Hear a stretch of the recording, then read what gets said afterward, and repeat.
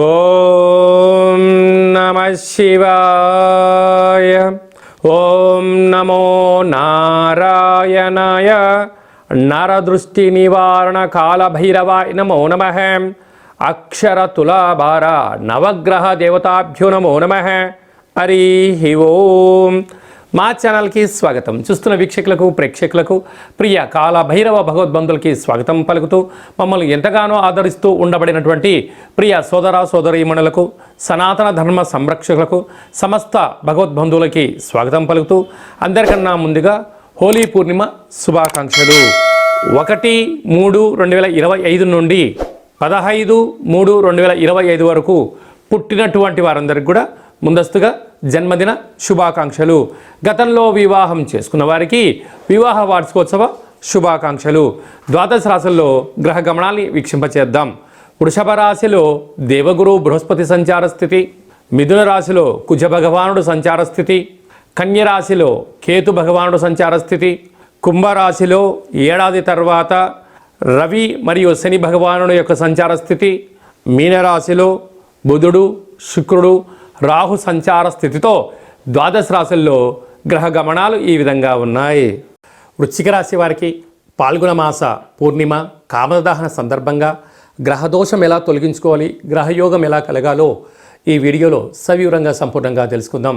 వృశ్చిక రాశిలో ఏ నక్షత్రాలు వస్తాయి అనగా విశాఖ నక్షత్రంలోని చివరి పదమైన 4వ పాదము, అనురాధ నక్షత్రంలోని 4 పాదాలు, జ్యేష్ఠ నక్షత్రంలో 4 పాదాలు కలిపితే వృశ్చిక రాశి.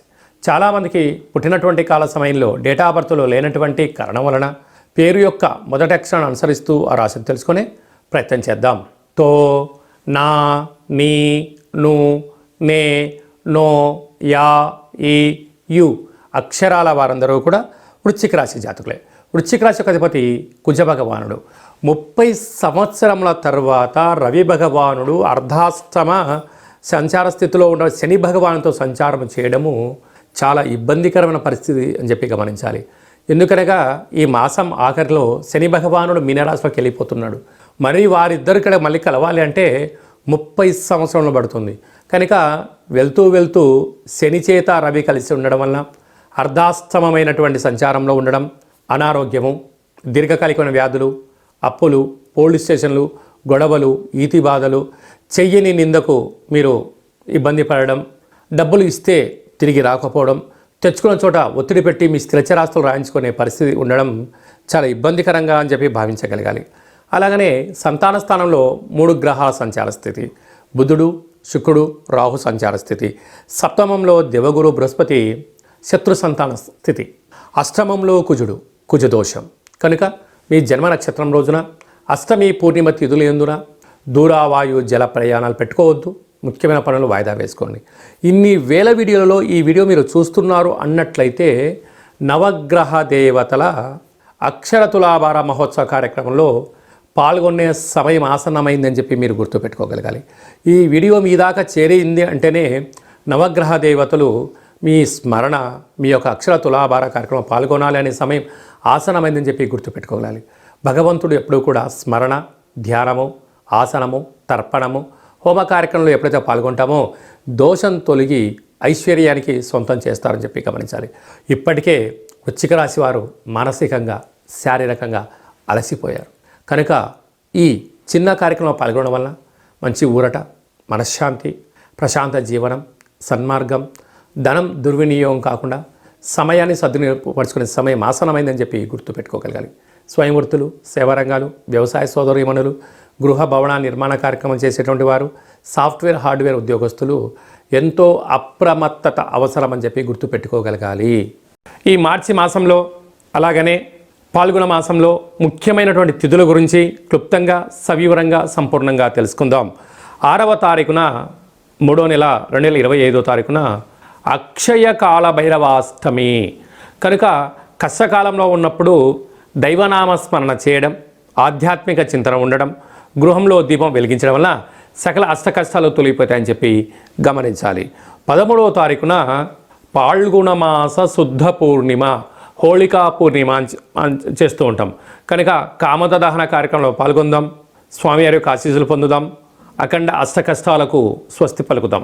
ఎందుకనగా రంగుల హేళి అంటే ఆట అని చెప్తూ ఉంటారు. అంటే సహజ సిద్ధమైనటువంటి రంగులతోనే దయచేసి అందరూ ఆడుకోండి, కలుషితం నీటితోనే ఆడుకోండి. కళల కొత్త ప్రపంచానికి స్వాగతం పలకబోతున్నాం. ఎందుకనగా ఈ సంవత్సరానికి చివరి పూర్ణిమ అవడం వలన రంగుల హోళీ అంటారు. అంటే మనకు కొన్ని ప్రాంతాల్లో కొత్త పూర్ణిమ, వచ్చేటువంటి అమావాస్యను కొత్త అమావాస్య అంటారు. అంటే పాతదనానికి వీడుకోలు పలుకుతూ కొత్తదనానికి స్వాగతం పలుకుతూ ఉంటూ ఉంటాం. అందుకే మనం అందరము కూడా రంగులతో అలంకరించుకొని ఆడుకొని ఈ పాత సంవత్సరంలో అంటే తెలుగు సంవత్సరాల్లో ఈ జ్ఞాపకాలంతనూ కూడా మధుర స్మృతులను గుర్తుపెట్టుకుంటూ పడ్డ అష్టకష్టాలకు స్వస్తి పలుకుతూ అష్టైశ్వర్యానికి రాబోయే కాలంలో స్వాగతం పలకాలని రంగులతో ఆటలాడుకొని మంచి కొత్త సంవత్సరానికి స్వాగతం పలుకుతాం. కనుక ఆడుకునేటువంటి వారందరూ కూడా దయచేసి సహజసిద్ధ రంగులతోనే ఆడుకోండి, కలుషితం లేని జీవనాన్ని పొందండి. ఎందుకనగా చాలా ప్రాంతాల్లో స్కిన్, హెయిర్, కళ్ళు ప్రాబ్లమైన సందర్భాలు కూడా చాలా ఉంటున్నాయి. దయచేసి ఎవరు కూడా పండగ పూట బాధపడకూడదు అనేటువంటిది మన సనాతన ధర్మం. అందరూ క్షేమంగా ఉండాలి, అందరూ ఆరోగ్యంగా ఉండాలి. పాత సంవత్సర పూర్ణిమకు వీడుకోలు పలుకుతూ కొత్త ఉగాది పండుగకు స్వాగతం పలుకుతూ కనుక మనమందరం కూడా వీలైతే శ్రీ రమా సాహిత్య సత్యనారాయణ స్వామి వ్రత పూజ కార్యక్రమంలో పాల్గొనడం, దత్తాత్రేయ స్వామి యొక్క దర్శనం, శివాలయంలో పూజా కార్యక్రమం, కాళభైరవ హోమంలో పాల్గొనడం వలన సకల అష్ట కష్టాలన్నీ తొలగిపోయి కొత్త సంవత్సరానికి స్వాగతం పలకబోతున్నాం. అందరికీ శుభం, జయం, లాభాన్ని భైరవ స్వామి ఆశించాలని కోరుకుందాం. అది ఏ కాకుండా ఇంకనూ మనం విజయం సాధించగలగాలి అని అంటే ఏం చేయాలో అనేది మీకు ఒకసారి చూపిస్తాను. ఈ యొక్క పాత్ర కంచు పాత్ర అంటారు. మనకు రాసులు 12 ఎలా ఉంటాయో 12 యొక్క రాసులను ఇందులో అచ్చు వేయడం జరుగుతుంటుంది. ఈ పాత్రను మనం ఇంట్లో ఉంచుకొని ప్రతిరోజు ఉదయం పూజ చేసిన తదనంతరము, సూర్య నమస్కారం చేసిన తదనంతరము ఇలా శబ్దం చేస్తే ఓంకార శబ్దం రావడం జరుగుతుంది.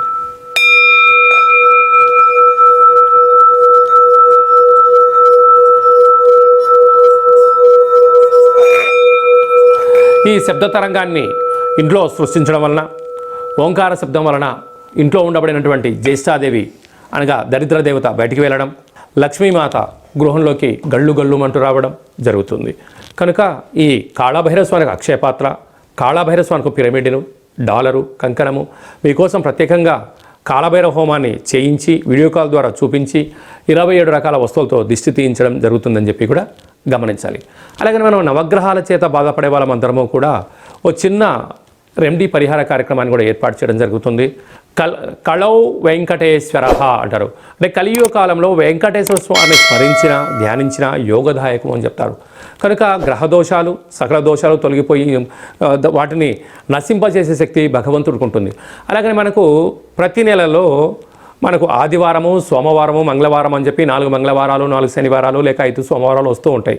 ఇలాంటి కాల సమయంలో ఆదివారం పూట సూర్య భగవానునికి స్మరించడం, 27 సార్లు నామాన్ని వ్రాయడం, సోమవారం పూట చంద్రుని స్మరించడం, 27 నామాలు వ్రాయడం.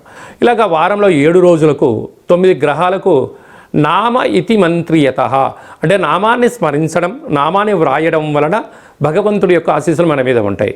ఈ ఆదివారం రాసినటువంటి పత్రాలను మన యొక్క దేవాలయంలో నవగ్రహ తులాభార, అక్షర తులాభార మహోత్సవ కార్యక్రమాన్ని ఏర్పాటు చేయడం జరిగింది.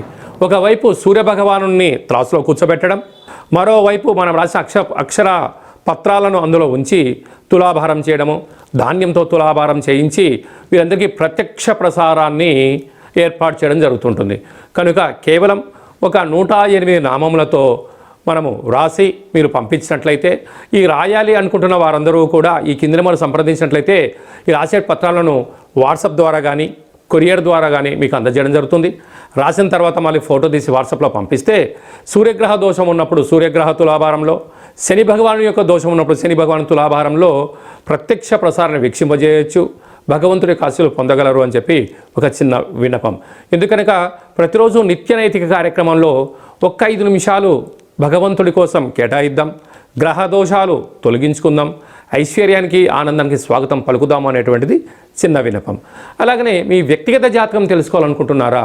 మీరు పుట్టినటువంటి తేదీ, నెల, సంవత్సరం, సమయం రాసి మీరు వాట్సాప్లో పంపించగలిగినట్లయితే 100 సంవత్సరాల జాతకాన్ని సవివరంగా సంపూర్ణంగా వ్రాసి పంపించి మీరు పుట్టినప్పుడు గ్రహ గమనాలు ఎలా ఉన్నాయి, ప్రస్తుతం ఎలా ఉంటున్నాయి, రాబోయే కాలంలో ఎలా ఉండబోతున్నాయో సవివరంగా తెలియజేయడం జరుగుతుంటుంది.